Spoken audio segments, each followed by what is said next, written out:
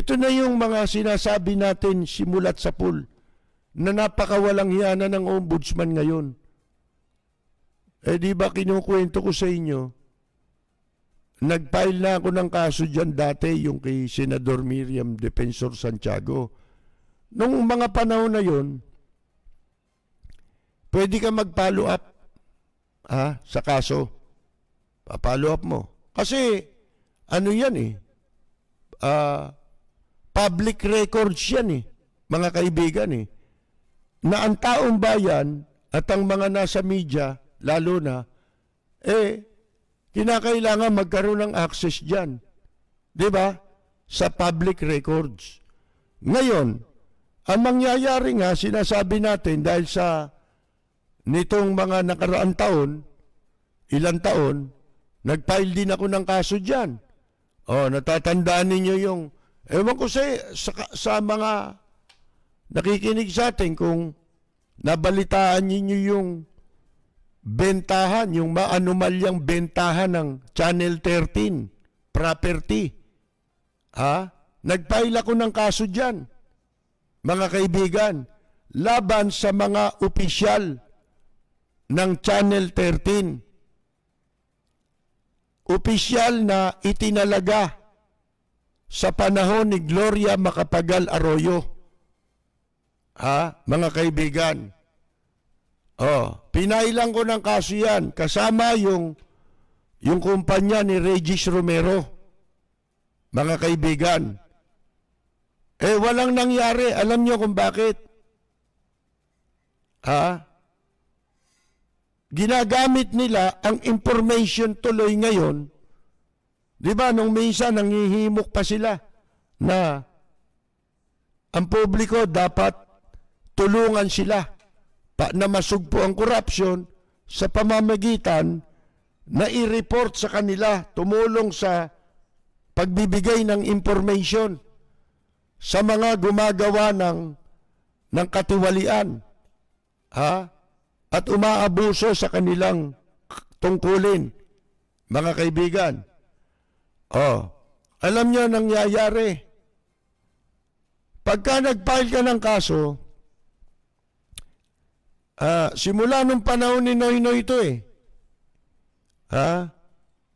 hindi ka na magkakaroon ng access O panahon pa ni Gloria, wala ka ng access.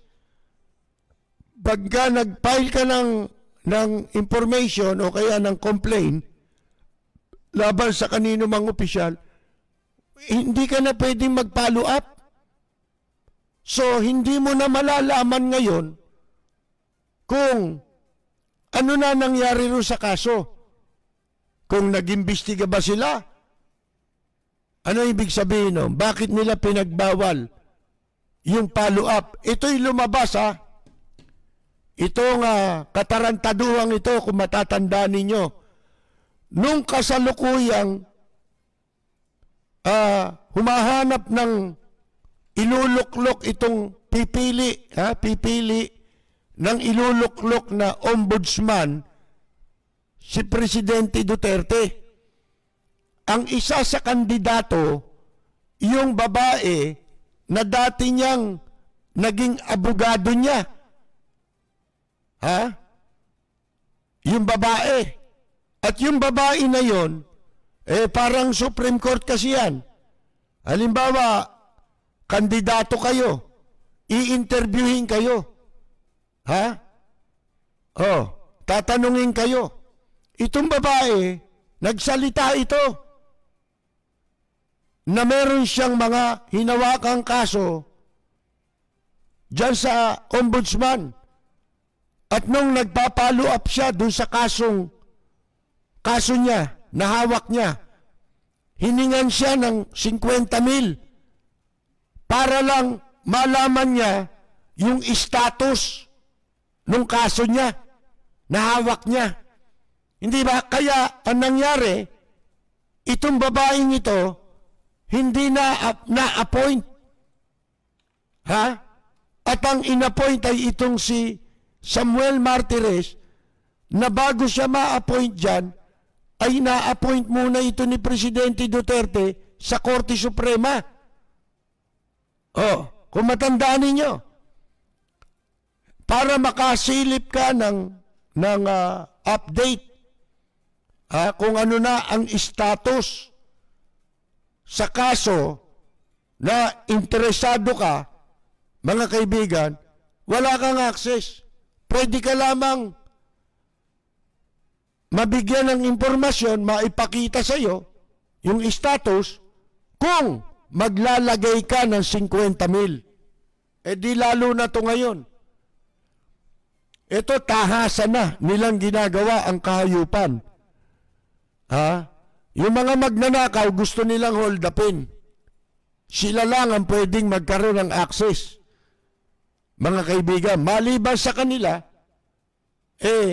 wala nang makakaalam. Useless yun kung ang meron lang access sa salin ng isang public official, siya rin mismo, ba't ni-require pa yung salin? Mga gago. Di ba? Ngayon, yun nga ho ang nangyari. Kaya yung mga kasong ipinail ko dyan, wala ho eh. Ang gagawin nila, kung sino yung mga parties involved doon sa isang anomalous deal, halimbawa, o kaya isang anomaly. Kung sino, ang gagawin nila, kung sino yung mga tao na yan, yung mga parties involved, patatawag nila yan. Tatakutin. At ito'y napabalita rin, halos kasabay lang, nung magsalita yung isang kandidato dapat na ombudsman, mga kaibigan, yung babae, na dati ring abogado ni Presidente Duterte, na nag-squill. Dito niya sa ombudsman Diba, sinabi niya na, para ka magkaroon ng makakuha ka ng update doon sa status ng kaso. Abay, naglagay daw siya ng 50,000 ngayon, kuwan ho,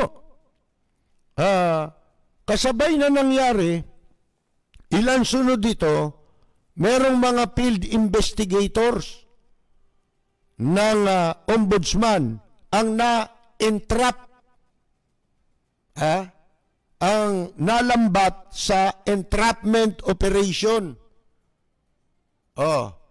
Kinikikila nila yung mga tao na merong kaso sa ombudsman.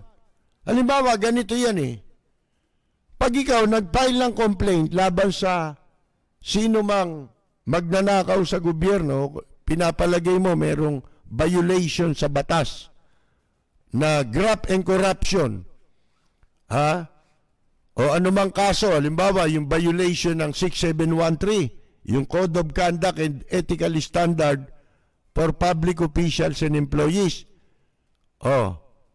Mga kaibigan, halimbawa, nag-file ka ng complaint o kaya ng information, mga kaibigan. Ang ombudsman, actually, kung ikaw yung nag-file ng kaso, baliwala ka na talaga. Ang mangyayari po, parang instrumental ka doon sa gagawing investigasyon. Ang dapat na maging trabaho ng ombudsman ay ipatawag lahat. Kung sino man yung mga may kinalaman sa isang anomalya, ipapasubpoy na nila, uubligahin nila yung mga opisina na i-produce yung mga dokumento na may kaugnayan doon sa reklamo sa kanila. Anomalous na complaint laban sa kanila. Mga kaibigan, susumpay na lahat siya. Wala magagawa lahat yan kung hindi i-provide sila ng information. Kahit na, halimbawa ako nag-file, may naka-attach na mga dokumento, di ba? Kopya ng dokumento. Hindi naman original yon, Xerox copy. kadalasan ganyan pag kami dumudulog sa amin na gustong maibulgar yung mga katarantaduhan, ang pinipresenta lagi sa amin, mga kopya, di ba? So, ang gagawin ng ombudsman, isusubpena yung mga opisina para i-produce yung original. Yan ang gagawin dapat ng ombudsman. Pero, siyempre, pag sinubpena yan, lulutang ngayon itong mga taong ito na sangkot dyan. At makikipag-areglo. Ganun yan mga kaibigan. Di ba? Para hindi na ito para ma-dismiss kagad, isang paraan yan ng kahayupan na nangyayari dyan sa ombudsman. Kurap yung nakaupo ano magagawa natin? Sabi ko nga sa inyo nakarinig na ba kayo ng kaso may sinampad dyan sa naipile ang ombudsman na yan? Mabuti pa kay Pinoy Ilan yung nakulong na senador? Di ba? Mga kaibigan, sumampa ang kaso. Mabuti pa ron. Dito, meron ba? Wala, mga kaibigan. At lahat na ng paraan, ginagawa na nila para maisalba ang mga tiwali sa gobyerno at kung gusto nilang magkapera, sila na lang ang may access. Pwede silang magkapera. Ito, paano ba gagawin natin dito sa kaso mo? Yan. Isang paraan yan. Ano pa yung isang paraan? Naglagay ka. Ito, nangyari na rin sa mga panahon nila Gloria. Naglagay ka. Ang masama ako nag-file lang kaso, panahon ni Pinoy wala nangyari. Ang laking issue niyan Bakit? May isang cabinet member si Pinoy. Yung si Coloma, Herminio Coloma. Yun ang dating PCOO secretary ni Pinoy. Iyan ang umareglo mga kaibigan Hindi makalapit sa akin yan Ina-arbor niya ako dun sa may-ari ng istasyon Ang daming nilapitan yan. Mga kaibigan, para i-atras ko yung reklamo sa Channel 13 at saka dun sa mga, kasi under niya yung Channel 13 Isipin mo, ang kinakasuhan ko ron, panahon ni Pinoy ito pero ang kinakasuhan ko doon, mga alipores ni Gloria Macapagal Arroyo na pinroteksyonan yan. Si Coloma, si Kolokoy, ang tawag ko dyan, si Kolokoy.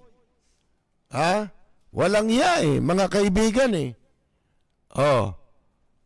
Ang isang paraan dyan, nangyayari ito sa mga nagdaang administrasyon kasi ngayon naman wala namang nakakasuhan nakaalyado ng administrasyon.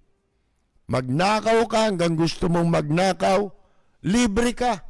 Kaya nakita mo tong PhilHealth. Ano raw desisyon ni Presidente Duterte ngayon na iniisip? I-privatize. Pag pinrivatize mo, ano pa habol natin dito sa mga magnanakaw? Wala na lalo. Di ba? Hindi naman yung privatization, ang tanong, nasaan yung pera? Hindi na maibabalik yung pera. Jesus Mario Joseph, yung mga batas, katulad ng plunder, graft and corruption, tandaan ninyo na hindi lamang naman ang layunin sa pagkakalikha ng batas na yan, magpataw ng parusa laban sa mga magnanakaw. Kung hindi, para mabawi yung ninakaw. Di ba? Lalo, mga plunder, lalaki niya, no? Mga kaibigan. Ngayon, ito nga nag-file tayo, Channel 13. naglabasan ito sa dyaryo. Pinalamig sandali. Pagkatapos, tumanggap ako ng subpoena galing sa ombudsman sa kanilang intelligence office. At meron pang babala ron na yun sikreto Lihim daw yun. Hindi pwedeng ibunyag. Ha? Sinomon ako. Ang sabi pa nung gago ron, inaalam daw nila baka hindi naman ako interesado doon sa kaso. Ba't ako hindi magiging interesado, kako? Ako nakapirme. Hindi kasi meron dating kaso rito, ganyan din. Nag-file din, laban din dyan. Kako anonymous yun ako hindi Nakapirma ako Di ba? Kundi mga gago. Tapos wala na. Pagkatapos nun, sa akin ang mga records niyan. Mga kaibigan. Lumabas ito. Halos lahat ng dyaryo. Panahon ni Panot, mga kaibigan, na wala nangyari. Kaya kayo, sinasabi ko sa inyo, huwag tayo maging bulag sa katotohanan. Huwag tayong masyadong naniniwala. At kung naniniwala ka man sa gusto mong paniwalaan, huwag mong ikompormiso ang rule of law. Pag ikinompormiso mo yan, para mong ikinokompromise sa paniwala mo, pati ang iyong bansa at ang lahat ng mamamayan. Kasi inaakala mo matino, di ba? Matino. O ba't wala nangyari doon kung matino? Mga kaibigan. At inimpluwensyahan pa. Alam ko nag-impluwensya yung si Coloma, mga kaibigan. Sino yung Coloma? Di ba yan din yung nabulgar nitong mayabang na si Locsin, tapos tumahimik din si Locsin? Saan? Doon sa printing ng passport, di ba? Mga kaibigan. At saka yung kung ano-anong requirements ang hinihingi, yun si Coloma ang utak nun. Mga kaibigan. At kumontrata sa printing ng passport. Pero ano nangyari?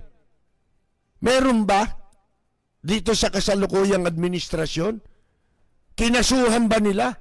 Di ba tumahimik din si Locsin? Mga kaibigan? Kaya huwag kayong masyadong maglagak ng inyong paghanga, pagtitiwala. Magiging katulad din kayo nitong mga gunggong. Nitong mga Dutertanings ni Digong nyo. Pag ang paniwala ninyo lagi, ikinokompormiso mo na. Katulad ng paniwala nila ngayon. Hindi pwede magkamali. Daig pa ang santo. Daig pa mga apostol Di ba yung mga apostol ni Kristo? Mga iba nga doon makasalanan di ba? Ito ayaw tanggapin mga kaibigan, na lahat mali ginagawa nito, ayaw patanggapin. Ganun din tayo mauuwi. Bakit? Namimili kayo Nangungursunada lang kayo. Kung sino yung pabor sa kursunada ninyo, doon ka lang maniniwala. Walang mangyayari sa atin. Ako, bakit ko sinasabing ipinaglalaban ng rule of law? Para ang masunod, kung ano yun nasa batas. Halimbawa, may sakit na talaga itong si Presidente Duterte. Sino dapat pumalit sa kanya? Alam nga naman si Bongbong ang ipalit natin. Wala naman siya sa batas. Hindi man siya nanalo. Sino dapat ipalit? Di si Vice President Leni Robredo. Di ba? Kasi yun ang rule of law. Mga kaibigan, hindi dahil sa siya ang gusto ko. Hindi. Para hindi tayo magkamali, Doon tayo lahat sa rule of law. Kung ano yung sinasabi, yung wasto, doon tayo lahat. Hindi yung, dahil gusto mo to. Oh, mga kaibigan, para sa iyo, hindi na ito nagkamali. Ang totoo, ako nakadiscovery. Di ba? Ako nagtaya eh. Oh, mga kaibigan, alam ba ninyo ginawa sa akin nung hayop na yan? Yung mga pinailan ko ng kaso sa ombudsman, gumawa ng fabricated na kaso sa Quezon City. 5 libel case. Oh, nag-hearing kami. Wala naman sumisipot. Palsipikado eh. Abogado. Pangalan ng abogado, magpantay. Nakaluwa ang mata eh. Matangkad eh. Maitim. Laki ng katawan. Oh. Sabi nung piskal nakailang hearing kami. Hindi pa ba kayo nagkakasundo? Sabi ko, bakit to? Hindi, ibig sabihin, hindi ba kayo nagkausap? Para matapos na to. Sabi ko doon sa piskal, hindi ituloy niya na lang. Pagkatapos nun, ilang buwan, tumanggap ako ng kopya, dismissal. Bakit? Walang basihan eh. Pinalilitaw niya, wala akong kasong ipinail. Mga kaibigan. At ginagamit niya yung column na banat ko sa kanila, yung pagkakabulgar ko sa kanila. Di ilabas mo. Tuloy mo. May dokumento ko eh. Di ba? Dokumentado ito eh. Sa loob-loob ko, gago ba kayo? Baka masampal ko pa kayo ng dokumento. Kaya sabi ko doon sa piskal, sa harap ng piskal, yung piskal lang nagsasabi siguro, alam ng piskal, di ba? Wala ito eh. How show itong complaint na to eh. Tsaka forum shopping, hindi pala 5 libel case yun. 4 na pare-pareho. Isipin mo, iba-ibang piskal bumagsak. Anong katarantaduhan yun? Mga kaibigan. Paper-issuing ka lang, nag-file dito sa piskal dito, siguro nagbayad, di ba? Pare-pareho yung complaint. Dito sa isang piskal, ganun din ang complaint. Kaya, kinonsolidate sa isang piskal. Mga kaibigan, pagkatapos nun, nung nag-hearing kami, sabi nung piskal, hindi pa ba kayo nagkausap para matapos na ito? Sabi ko, hindi ituloy niya na lang. Ayan, kaharap ko. Tuloy niya na lang. Di na-dismiss. Kala niya, matatakot ka nung ganun eh. Ano palagay mo sa amin? No read, no write. Gago. Mga kaibigan, yung pinagtaka ko, wala na nangyari. Naglagayan yun. Sipin mo, yung Channel 13 property na yun. Kaya ako, alam ko na kaagad eh. Itong ombudsman, alam ko na kaagad eh. Naku, matunog tayo sa ganyan eh. Mga kaibigan eh.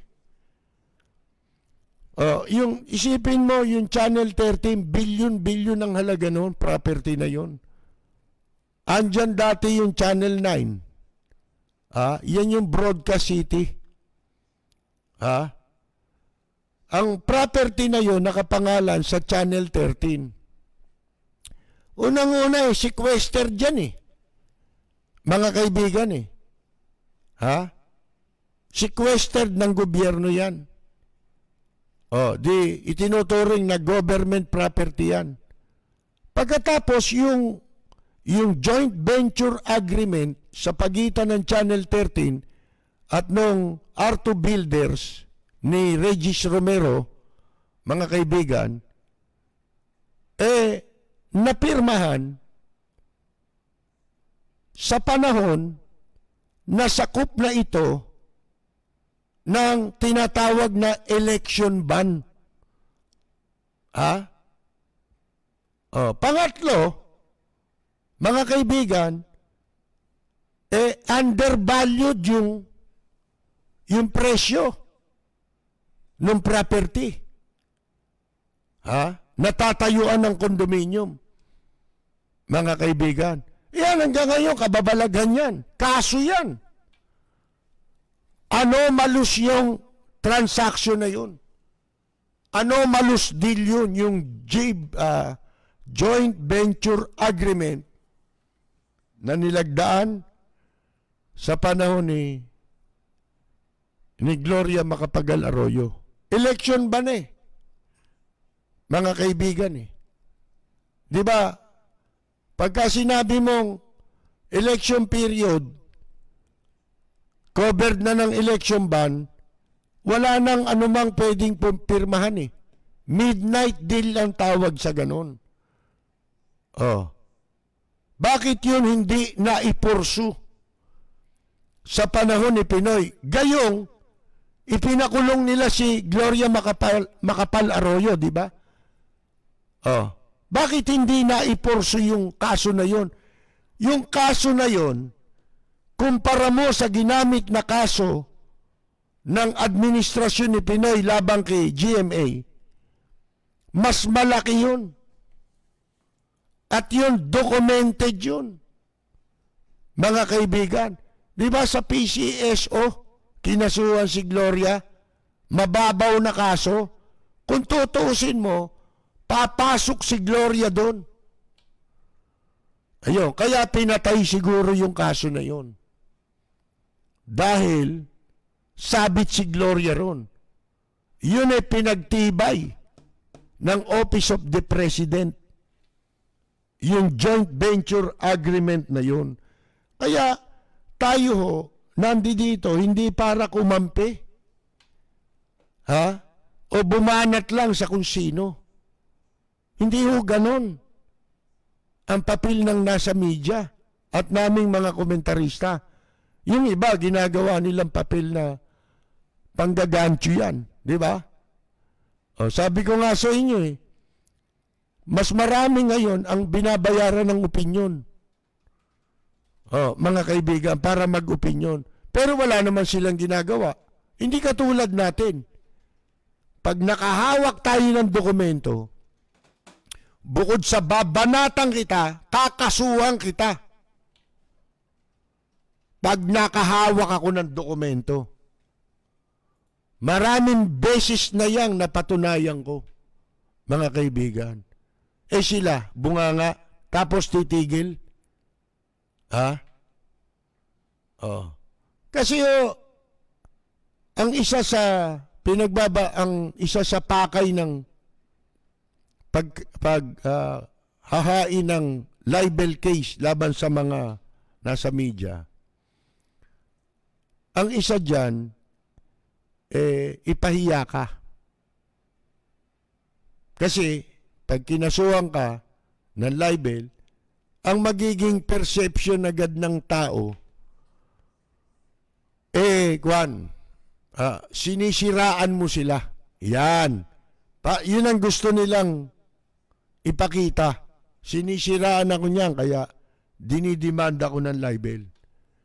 Yun ang malaking pagkakaiba dahil sabi ko nga sa inyo, wag mo akong pahawakin ng dokumento. Dahil ako, kung mayroong pagbabasihan para idemanda ka, ididemanda ko kayo. Di ba? Para saan pa yung ombudsman na yan? Bali wala na. Kaya yung panawagan ng ombudsman na sila tulungan ng publiko, wag na kayong papasok doon. Ako na magsasabi sa inyo. Experience ko na to. Gagamitin kayo para sila magkapera. Siyempre, bago makarating sa taas yan, sa baba ka muna dadaan Yan ang unang hahawak ng mga dokumento mo, yung mga nasa baba. Huntingin ka na yan para makipag-areglo ka.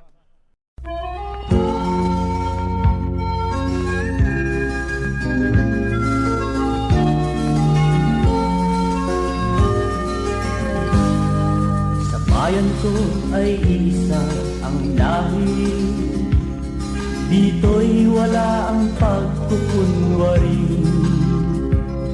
Hindi padadaig, sadyang kilala sa daigdig. May pagkakaisa sa bawat nais. Ang bayan ko'y punong-puno ng yaman. Bakit ito'y kailangan pang iwanan? Hindi nga ba't anong sarap mabuhay ng buong ganap? Sa bayan mo, sumabit lang yaong wakas. Dito sa bayan ko, lahat kami pantay-pantay. Walang nang aapit, ang pag-ibig ay tunay. Dito sa bayan ko, dito'y makikilala mo ang isang kaibigang nagmamahal sa'yo.